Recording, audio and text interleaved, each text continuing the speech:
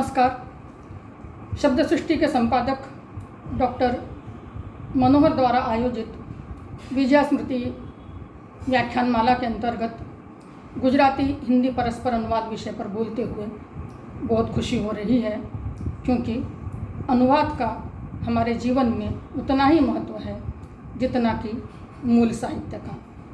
अनुवाद भी हमें उतना ही प्रसन्न, संतुष्ट और समृद्ध करते हैं जितना कि मूल साहित्य।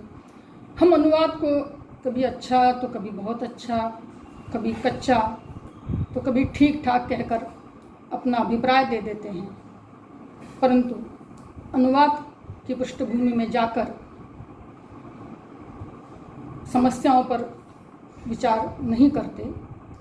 यह एक अच्छा अवसर और मंच है जहाँ पर कि अनुवाद की इस तरह की चर्चा की जा सकती है। इस हेतु मैं सर्वप्रथम डॉक्टर मनोहर को साधुवाद देती हूँ कि उन्होंने मनोहर मीडिया के माध्यम से इस कार्य की अथश्री की। आज की यह चर्चा इस श्रृंखला की 12वीं कड़ी है।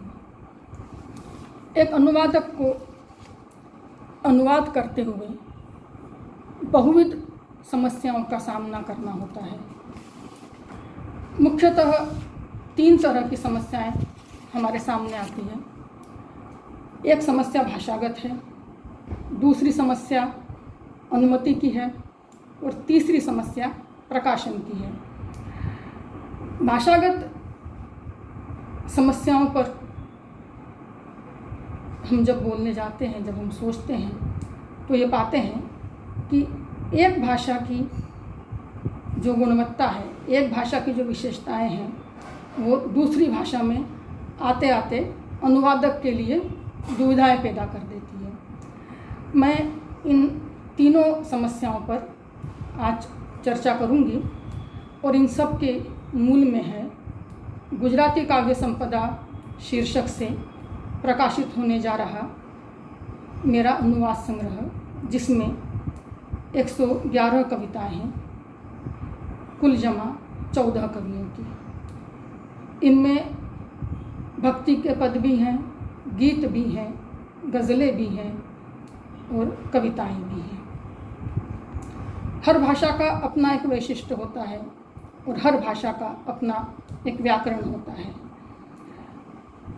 कुछ शब्द ऐसे होते हैं जो हर प्रदेश की संस्कृति से, वहाँ के रीति रिवाजों से जुड़े होते हैं और उनका अनुवाद करना कभी कभी मुश्किल जाता है और कभी कभी संभव नहीं होता। गुजराती एक अत्यंत काव्यात्मक भाषा है। गुजराती की कुछ भाषागत विशेषताओं की चर्चा मैं यहाँ करूँगी। सबसे पहली विशेषता तो ये है कि गुजराती में मात्र ए लगाने से बहुत सारे संबंध बोधक शब्द बन जाते हैं। प्रीपोजिशन गुजराती में संज्ञा से जुड़ जाते हैं। ये वहाँ की बहुत बड़ी विशेषता है। उदाहरण के लिए आप रामे कहें तो इसका अर्थ रामने हो जाता है। आप घरे आंगणे कहें तो इसका अर्थ घर में, आंगन में हो जाता है।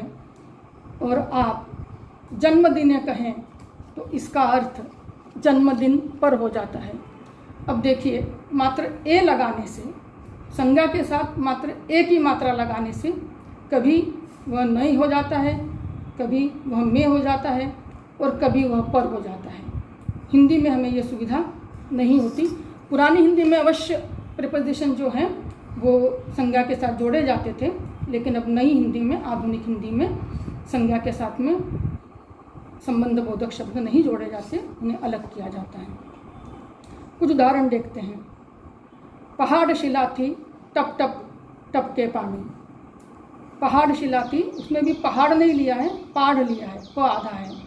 पहाड़ शिला थी, टप टप टप के पानी। एक शब्द पहाड़ शिला थी करने से काम गुजराती में चल गया, लेकिन जब मैं हिंदी करने जाती हूँ तो वह पहाड़ की शिला से, गुजराती के एक शब्द को मुझे 4 शब्दों में तोड़ना पड़ता है। ऐसे बहुत से अनुभव आते हैं, ऐसी बहुत सी समस्याएं आती हैं।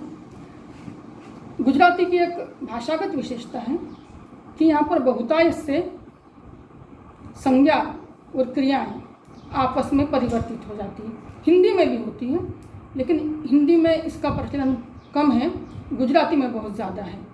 अब देखिए, आंगणा में पगलाओ अंकाया लाख छता, घर में तो भमतो भयंकार। आंगणा में हिंदी में मुझे आंगन में करना पड़ेगा, और अंकाया, अंकाया का अर्थ हुआ अंकित हुए। अब अंक चिन्ह एक संज्ञा है, वो संज्ञा अंकाया होने से अंकित हुए पूरा उसमें आ जाता है। अंगना में पगलाओ अंकाया लाख चता, घर मा तो भमतो भयंकार। अब जब मैं इसे हिंदी करने जाती हूँ तो आंगन में पदचिन्ह अंकित हुए लाख, परंतु एक लंबी लाइन हो जाती है। गुजराती में जहाँ मुझे हिंदी में एक पूरा वाक्य गढ़ना होता है, वहाँ गुजराती में मात्र एक फ्रेज से काम चल जाता है। अनुवाद के दौरान मैंने देखा कि कुछ शब्द वो पूरे गुजरात के भी नहीं हैं, वो गुजरात के किसी एक विशिष्ट स्थान के हैं, वहाँ की संस्कृति से जुड़े हैं, वे वहाँ के रीति रिवाजों से जुड़े होते हैं। इन शब्दों का अनुवाद करना संभव नहीं है। उदाहरण देखते हैं। चिनू मोदी की एक कविता है, कोने घेर, आंबो ओढ़ी ने तमे कोने घेर गया था। आंबो एक विशिष्ट वस्त्र है। सौराष्ट्र में जो चरवाह जाति है उसे भरवाड़ कहते हैं, या रबारी भी कहा जाता है।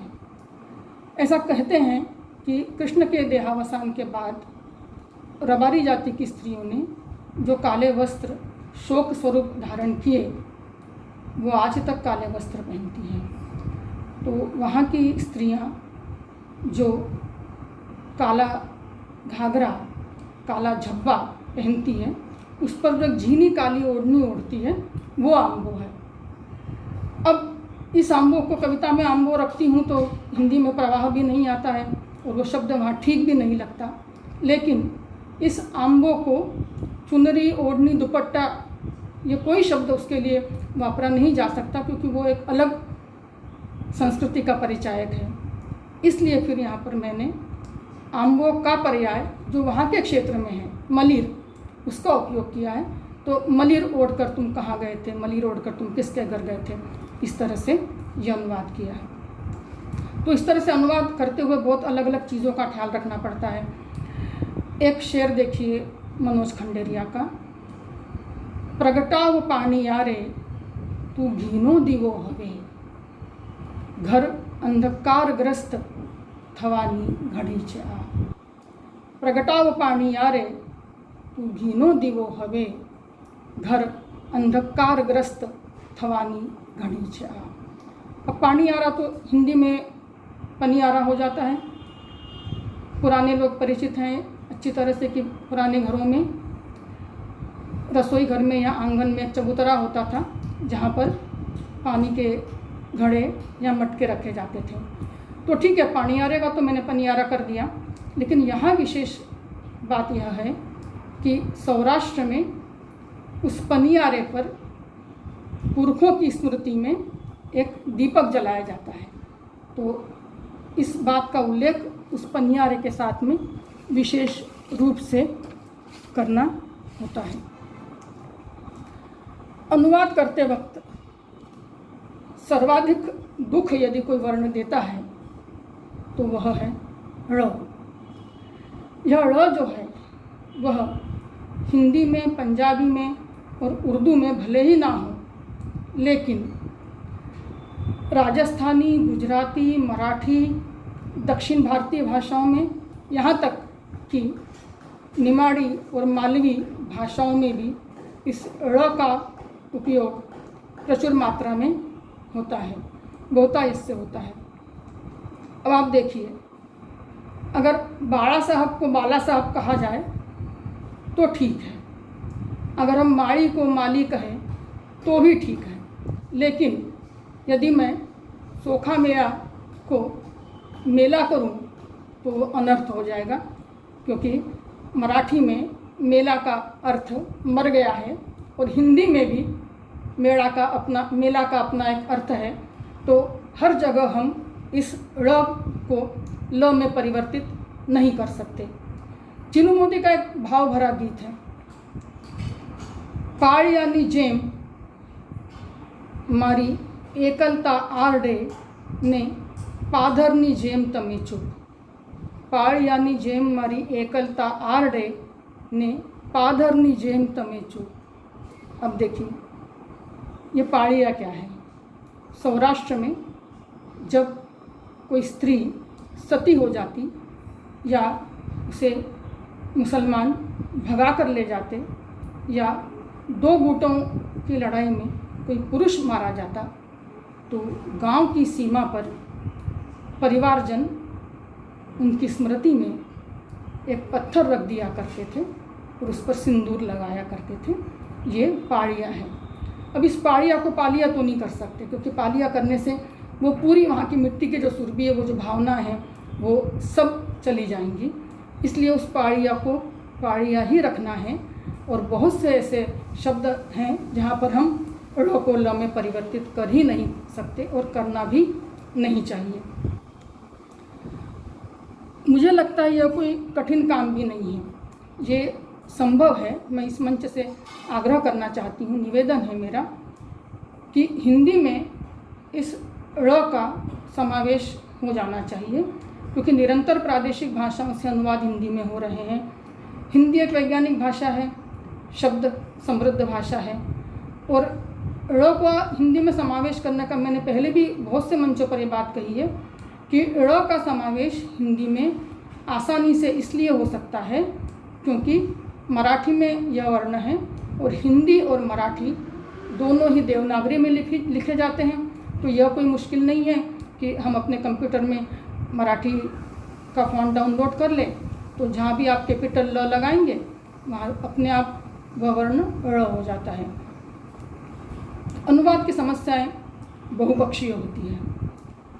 गुजराती से हिंदी अनुवादक है या गुजराती से हिंदी अनुवाद करने वाला गुजराती का अनुवादक है, इन दोनों में समस्याएं अलग अलग हो जाती हैं। अब देखिए, यदि कोई गुजराती अनुवादक किसी रचना का गुजराती से हिंदी में अनुवाद कर रहा है, तो उसे भी फिर इस बात का ख्याल रखना पड़ता है कि उसे हर जगह हर संज्ञा के साथ में जो प्रीपोजिशन लगा है उसे अलग करना होता है।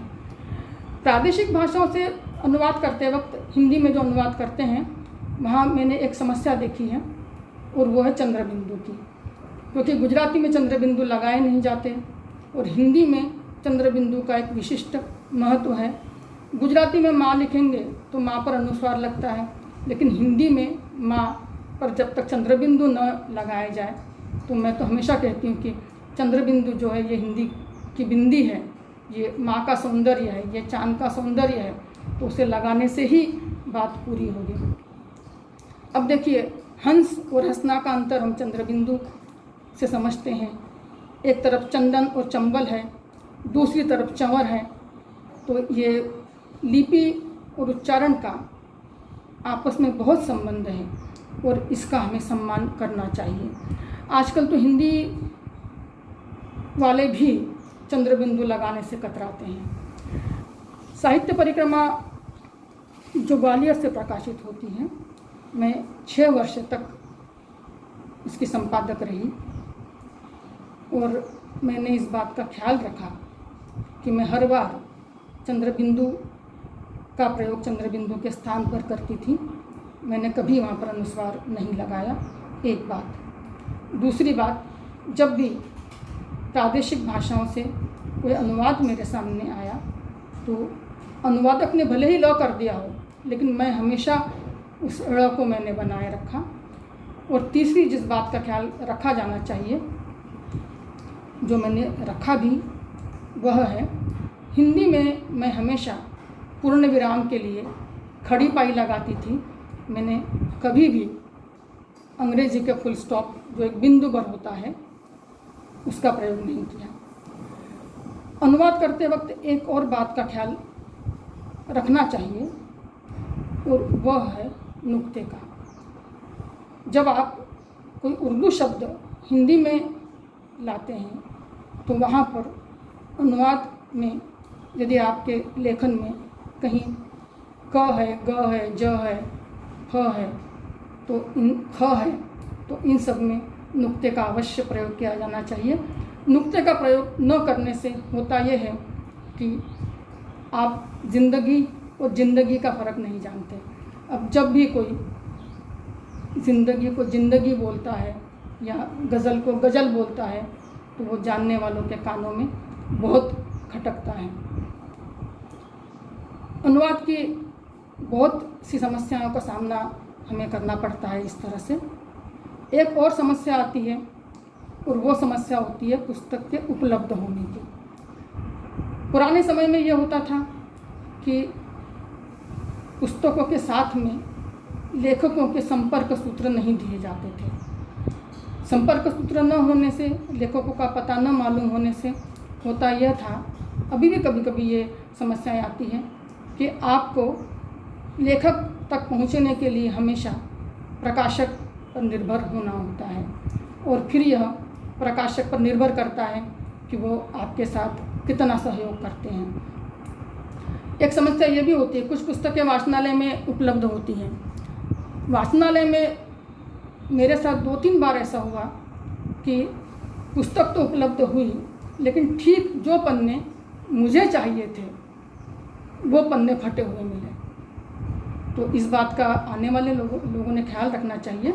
आजकल तो ज़ेरॉक्स की भी सुविधा है तो पन्ने फाड़ने की बजाय अच्छा है कि हम अपने ज़ेरॉक्स करवा लें या फिर अपने मोबाइल पर उसका फ़ोटो ले लें। अनुमति की समस्या लेखकों के साथ में बहुत होती है। बड़े खट्टे मीठे अनुभव आते हैं लेकिन मेरे साथ इतना अच्छा हुआ कि गुजराती के दिग्गज कवियों ने मुझे बड़ी खुशी से अनुवाद की अनुमति प्रदान की। एक तो बहुत अच्छा अनुभव जो मुझे राजेंद्र शाह से मिला, ज्ञानपीठ पुरस्कार प्राप्त राजेंद्र शाह, लगभग 15 वर्ष पूर्व जब मैंने उनसे अनुवाद की अनुमति मांगी तो उनकी सुविधा के लिए, तब वे 90 वर्ष के हो गए थे, तो उनकी सुविधा के लिए मैंने पत्र के साथ में अपना डाक टिकट लगा पता लिखा लिफाफा भेज दिया। कुछ दिनों बाद उनका फ़ोन आया, हूँ राजेंद्र शाह बोलूँ छूँ। मुझे समझने में देर लगी कि ये साक्षात ज्ञानपीठ पुरस्कार प्राप्त, जिन्हें मैं ऋषि कवि कहती हूँ, राजेंद्र शाह बोल रहे हैं। कहने लगे क्रांतिबेन, मैं अनुमति देता हूँ, मैं पत्र तो नहीं लिखता, लेकिन आपने जो पत्र के साथ में अपना डाक टिकट लगा लिफाफा भेजा वो मुझे अच्छा नहीं लगा, ऐसा नहीं करना चाहिए था। मैं कहती रह गई उनसे कि ये तो मैंने आपकी सुविधाओं के लिए किया था। इसी तरह से गुजराती के प्रयोगधर्मा कवि चिनू मोदी, उनके पास जब मैं गई अनुवाद की अनुमति के लिए, उन्होंने 2 कोरे कागज़ पर हस्ताक्षर करके मुझे दे दिए और कहा, क्रांति जो अनुवाद करने हैं कर लो, मेरी अनुमति है। लेकिन ऐसे अनुभव हमेशा हर कवि के साथ, हर उत्तराधिकारी के साथ में नहीं आते। आज जबकि गुजराती काव्य संपदा प्रकाशित हो रही है, ये दोनों ही कवि स्मृति शेष है, इन दोनों की ही कविताओं से मेरा काव्य संग्रह, मेरा अनुवाद संग्रह सुशोभित हो रहा है। इन सब के परे मैं एक बात रेखांकित करना चाहती हूँ कि कुछ कविताएं मुझे ऐसी मिली जो मैंने पढ़ी तो गुजराती में, लेकिन मेरे भीतर ये कविताएं हिंदी में रूपांतरित होकर ही पहुंची। कुछ कविताएं ऐसी हैं जिनके अनुवाद का श्रेय मैं नहीं लेती। महेंद्र सिंह जाडेजा की डायरी में उनके मरणोपरांत मैंने एक कविता पढ़ी, फूल न तोड़ो, फूल न तोड़ो याद टूट से, फूल नी साथे याद, याद नी साथे फूल, हूँ मशगूल, अरे अहीं तो तारी मारी आँखों, आँखों माँ बंदरावन, बंदरावन माँ केड़ी, केड़ी पर बेफूल, फूल न तोड़ो याद टूट से, फूल न तोड़ो याद टूट से। हिंदी मैंने नहीं की।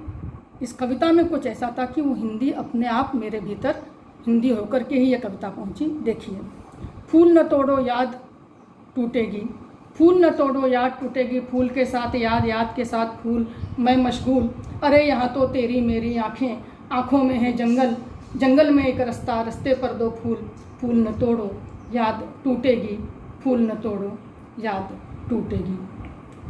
इसी तरह से असित बुझ का एक गीत है आवे नहीं, इसमें एक शब्द का प्रयोग हुआ है गरबा। नवरात्रि में एक सुसज्जित छोटी काली सुंदर सी मटकी में जिसमें छिद्र होते हैं उसमें दीपक जलाकर रखा जाता है, उस छोटी काली मटकी को गरबा कहते हैं। गीत देखिए, शीर्षक है आवे नहीं। मरा गरबा माँ लाख लाख ज्योति को झील नार आवे नहीं, मरा गरबा माँ लाख लाख मोती को वीण नार आवे नहीं, मरे हैये रे माछली घेली, मारे हैये रे माछली घेली को वींध नार आवे नहीं, मरा हैया माँ मौन रहू बोली, मरा हैया माँ मौन रहू बोली हो प्रीछ नार आवे नहीं। पढ़ते पढ़ते यह गीत रूपांतरित हो गया, मैं पूरा गीत प्रस्तुत नहीं कर रही हूँ। देखिए, मेरे गरबे में लाख लाख ज्योति, मेरे गरबे में लाख लाख ज्योति, कोई झेलने वाला आता नहीं, मेरे गरबे में लाख लाख मोती, कोई बीनने वाला आता नहीं, मेरे हैया में बावरी एक मछली, मेरे हैया में बावरी एक मछली, कोई बींधने वाला आता नहीं, मेरे हैया में मौन रहा बोल, कोई ताड़ने वाला आता नहीं, मेरे हैया में मौन रहा बोल, कोई ताड़ने वाला आता नहीं।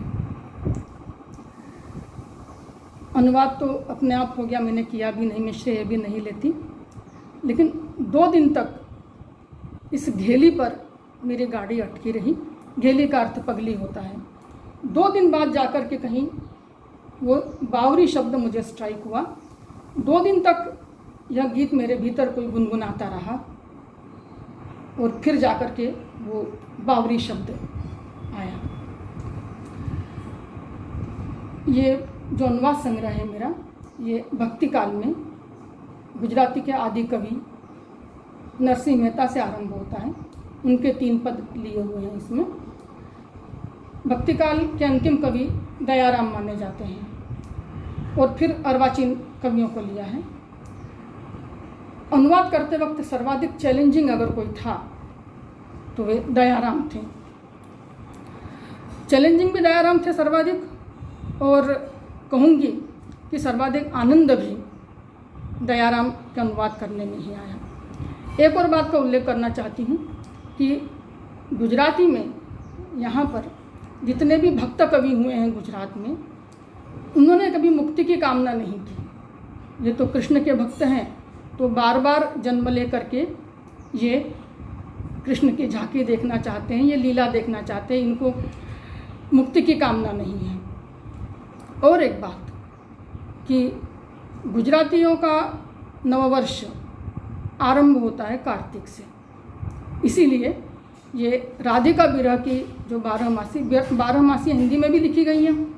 राधिका विरह की जो 12 है ये कार्तिक से शुरू होती है। अब देखें, आनंद लीजिए गुजराती का, और फिर एक पद में हिंदी का सुनाती हूँ। कार्तक मास मने मुकी गया कंथरे सखी मुने, हूँ तो जोऊँ छूँ पिए जीवनो पंथ रे पड़े पड़े, व्रेह वादे गाता गुण ग्रंथ रे राधा कहे, सैयर महारी रे वालम जी घेर नाव्या जी। हिंदी देखते हैं। कार्तिक मास सखी मुझे छोड़ गए कंथरे, मैं तो देखूं पियू का पल पल पंथरे, विरह बड़े गाते गुण ग्रंथ रे राधा कहे, सखी रे मेरी बालम जी घर ना आए जी। अब 11 बंद इसमें कार्तिक के बाद में हर मास में हर प्रकृति के साथ में राधिका की विरह की व्यथा अलग अलग तरीके से कही जाती है। अंत में अश्विन मास आता है। अश्विन का अर्थ ही नवरात्रि है, और नवरात्रि में कृष्ण लौटते हैं। तो वो देखिए, वो आनंद अलग ही होता है। 11 बंदे जो है वो पीयूजी घर ना आए जी से चलता है और फिर बाद में ये परिवर्तित हो जाता है। देखें, अश्विन मासे तो रमवा ने रास रे वालो आव्यो, वाले पूरी प्रमदानी आस रे आनंद वाद्यो, जन गाय दयो कृष्ण नो दास रे सैयर महारी रे वालम जी घेर आया जी। अनुवाद का आनंद लेते हैं। अश्विन मास तो रचने रास रे प्रियतम आए, प्रिय ने पूरी की सब गोपियों की आस रे आनंद बढ़े, जन एक दया कृष्ण का दास रे हाथ जोड़ गाए, सखी रे मेरी बालम जी घर आए जी, सखी रे मेरी बालम जी घर आए जी। कहना चाहूँगी कि कुछ कविताओं के ओज ने मुझे आकर्षित किया, तो कुछ कविताओं के माधुर्य ने, किसी के प्रसाद ने, कहीं ओज था, कहीं माधुर्य था, कहीं प्रसाद था, कहीं किसी कविता का भाव भारी पड़ गया तो कहीं किसी कविता की भाषा भारी पड़ गई। खेद इस बात का अवश्य होता है, मुझे ही नहीं, ये खेद सारे अनुवादकों को होता होगा। वे किसी भी एक भाषा से दूसरी भाषा में जब अनुवाद करते हैं तो एक भाषा में जो अलंकार, विशेष रूप से जो यमक, अनुप्रास और अंत्यानुप्रास, ये तीन जो अलंकार होते हैं, इनका दूसरी भाषाओं में उसी तरह से उनको नहीं लिया जा सकता। तो बहुत से कविताएं, बहुत से गीत ऐसे हैं कि जो मुझे इस वजह से छोड़ने पड़े। एक मैं आपको कितना भाषा का आनंद है उसका देना चाहती हूँ, और ये भी कहना चाहती हूँ कि मैं इस कविता का अनुवाद नहीं कर सकी। पंचमहाल जिले के आदिवासियों को समर्पित यह कविता है जयंत पाठक की। देखिए, भलू तमारू तीर भलाजी, खरा तमे ताकोड़ी, एक मिची ने आँख मार्यू ने दलड़ू नाख्यू तोड़ी। भलू तमारू तीर भलाजी, खरा तमे ताकोड़ी, ताकोड़ी तो खैर तीरंदाज आप समझ गए होंगे, लेकिन इस कविता का अनुवाद बहुत चाहकर भी मैं नहीं कर सकी। जयंत जगदीश जोशी का एक बहुत लोकप्रिय गीत है, लगभग हर गुजराती ने कभी कभी वो गीत गाया होगा कि खोबो भरी ने हमें एटलू हंस्या ने कुवो भरी ने हमें रोई पड़ा। खोबो का अर्थ अर्घ भर होता है। कभी कहना चाह रहा है कि अर्घ भर जितना पानी होता है उतना हम हंसे, अर्घ भर हम इतना हंसे कि कुआं भर के हमको रोना पड़ा। तो ये किसी भी तरह से बहुत प्रयत्न करके भी इसको हिंदी में लाना संभव नहीं हो सका। तो बहुत से ऐसे अनुवाद की सीमा को देखते हुए गीत, कविताएं छोड़नी भी पड़ती हैं। प्रसंगवश एक बात का उल्लेख अवश्य करना चाहती हूँ, अनुवाद भी हो जाते हैं, अनुमति भी प्राप्त हो जाती है। अब अंतिम चरण की जो समस्या होती है वह होती है प्रकाशन की। हिंदी में कहानियों और उपन्यास की तुलना में कविताओं का प्रकाशन मुश्किल जाता है। समीक्षा के क्षेत्र में भी गुटबाजी है, क्योंकि हर वर्ग अपने ही लेखकों की, कवियों की रचनाओं का, उनकी पुस्तकों की समीक्षा करता है, लेकिन वो विषय भी हम यहाँ नहीं लेते। अनुवाद को अक्सर क्यों, लगभग हर बार जब भी कोई अनुवाद आपके सामने आता है तो कहा जाता है कि अनुवाद अर्थात परकाया प्रवेश। लेकिन मैं सच कहती हूँ कि मैंने कभी परकाया प्रवेश नहीं किया। मुझे तो हर अनुवाद करते हुए ऐसा लगा, मैंने परकाया प्रवेश नहीं किया। मुझे तो यूँ लगा कि कवियों ने मेरी लेखनी में प्रविष्ट होकर के मुझसे यह गुरुतर कार्य करवा लिया। यह कार्य मेरा उतना नहीं है जितना कि उन कवियों का है, उन कविताओं का भी है। मेरे द्वारा संपादित गत वर्ष प्रकाशित गुजराती कथा वैभव की समीक्षा करते हुए प्रोफेसर BL आच्छा विक्रम विश्वविद्यालय में जो रहे हैं, उन्होंने जो सीमा होती है, एक अनुवादक की जो सीमा होती है, एक अनुवाद की जो सीमा होती है, उसकी बहुत अच्छी व्याख्या उन्होंने अपनी समीक्षा में की है।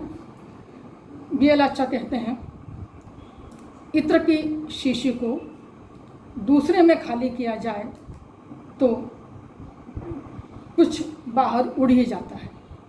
इत्र की शीशी को दूसरी में खाली किया जाए तो कुछ बाहर उड़ ही जाता है। एक अनुवादक के लिए इस कुछ को समझना बहुत आवश्यक होता है, क्योंकि ये कुछ ही है जो आपकी सीमा को तय करता है कि अनुवाद के लिए किस रचना का चयन किया जाए और किस रचना का चयन ना किया जाए। मैंने भारतीय ज्ञानपीठ पुरस्कार प्राप्त दोनों कवि उमाशंकर जोशी और राजेंद्र शाह, इन दोनों का समग्र कविता संसार पढ़ा, उनका समग्र काव्य संसार पढ़ा, लेकिन मैं उनमें से मात्र 10-10 कविताओं का ही चयन कर सकी। आज गुजराती में भारतीय भाषाओं के ही नहीं अपितु विदेशी भाषाओं के साहित्य का भी अनुवाद प्रचुर मात्रा में उपलब्ध है। खेद इस बात का है कि जितना अनुवाद गुजराती में अन्य भाषाओं से हुआ है, गुजराती का अनुवाद भारतीय भाषाओं में तो क्या, लेकिन हिंदी में भी उतना उपलब्ध नहीं है, जबकि निरंतर गुजराती में उत्कृष्ट साहित्य लिखा जा रहा है। इस दिशा में अवश्य अधिक काम होना चाहिए। गुजराती की रचनाएं अधिक से अधिक हिंदी में जाना चाहिए, अन्य भाषाओं में भी जाना चाहिए। अनुवाद के महत्व को प्रतिपादित करती BL आच्छा की इस टिप्पणी के साथ मैं अपनी बात का समापन करती हूँ। BL आच्छा ने गुजराती कथा वैभव की समीक्षा करते हुए कहा है, यूँ तो पूरा भारत ही भाषाओं का एक विशाल अनुवाद क्षेत्र है। यूँ तो पूरा भारत ही भाषाओं का विशाल अनुवाद क्षेत्र है, जिससे रूबरू होकर हम भारतीयता के विराट और विविध परिदृश्यों से गुजरते हैं। एक सांस्कृतिक सेतु जो अपने स्पेक्ट्रम को हिंदी में संजोकर इंद्रधनुषी बन जाता है। अनकोट। इस दिशा में भारत की समस्त भाषाओं को शब्द सृष्टि तथा मनोहर मीडिया के माध्यम से एक प्लेटफॉर्म देने का कार्य जो किया जा रहा है, मनोहर मीडिया की पूरी टीम को और विशेष रूप से डॉक्टर मनोहर को मैं हार्दिक अभिनंदन प्रदान करती हूँ और मुझे यह अवसर देने के लिए आभार प्रकट करती हूँ। नमस्कार।